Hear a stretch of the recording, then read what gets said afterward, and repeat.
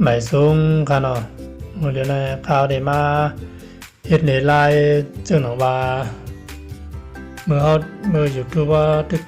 ตึกผ่านใหม่ๆนั่นนะคะเนาะลายบนผุยตัวละ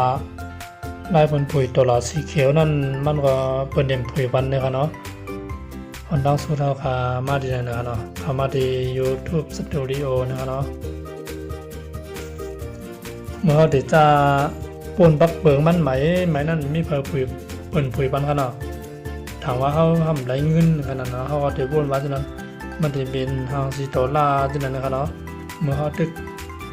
เดี๋ยวจะปนปักเบิงปนติดขับตอนการไรเงินนั่นมันก็จะเป็นจังไหนนะครับเนาะเมื่อเดี๋ยวจะปนใหม่ๆนั่นจะเป็นจังไหนนะครับเนาะไอ้บนผุยมันได้ผุยอยู่ละนะครับเนาะมันก็หู้มันก็เต็มหู้นะครับเนาะเอามาด้วยจำนะครับเนาะได้เป็นจังไหนครับเพราะว่ามันเขาขาดอะไรมาผุยให้มันสีเขียวจังไหนนะครับเนาะเมื่อติดจะเมื่อติดจะไรนั้นมันดีเป็นจังไหนนะครับเนาะเขาขาดได้มาผุยทั้งก้อยครับเนาะเป็นเขาเด่นผุยวันนะครับเนาะเขาขาดเด็กเข้ามาเด็กเข้ามาดีวิดีโอไหนนะครับเนาะพอเด็กมาผุยดีวิดีโอไหนนะครับเนาะขาดเด็กเข้ามาอย่าเด็กดีคำเต็มเลยครับเนาะนะครับนะครับเด็กดีคำเต็มได้ยาวนะครับเอาคำมาเด็กดีนี่ครับเนาะดีนะนะครับเนาะนะครับพยายามมาเด็กดีในนะครับเนาะเด็กผุยมันละนี่นะครับยาวขึ้น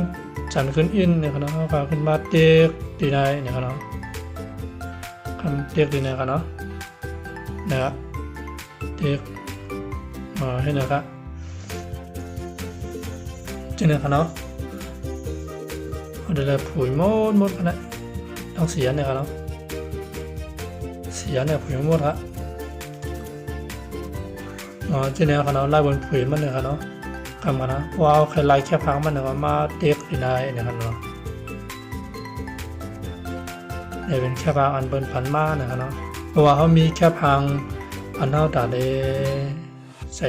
ห้างกล้วยนั่นนะครับมาเด็กดีนายเนี่ยครับเนาะที่เขาว่าแค่บางเนี่ยเขาเดี๋ยวเตียงมาไว้อันด้านนะครับ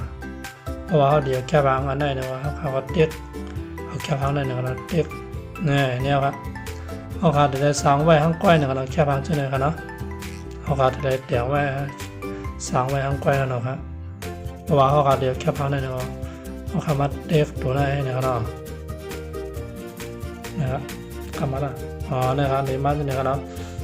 คำครับเพราะว่าเขามีอย่างนึงเขาพาเขาได้ว่าเด็กที่ตัวแทงนะครับเพราะว่าโอเคนะครับเด็กอะได้คำครับเนาะอันนี้ก็จะเป็นลอกลายผุยเอ็ดเขียวนะลอกลายผุยเอ็ดเขียวนะครับลอกลายผุยสีตัวละเขียวนั่นนะครับเนาะอันนี้ครับเนาะ อันเด่นตัวละมันเด่นใบเขียวนะครับเนาะเธอคำกันนะอะไรหูดลงมาเนี่ยครับโอเคมันเขียวแนวกันเนาะเขียวครับนะตัวละมันยันเป็นสีตัวละเขียวกันเนาะเอาขัดอะไรไม่ผุยเนื้อครับนะพี่น้องเขาอัน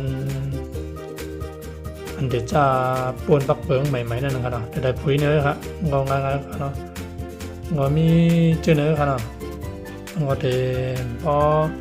นั่นกันนะครับเนาะมีลองเสนอครับนะครับเนาะก็เขียวเยอะ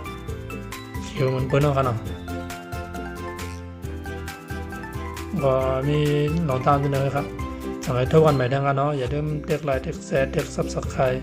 ไม่ผันพองนะครับเนาะใหม่ช่วงก็ยินชมกับใจกันเนาะ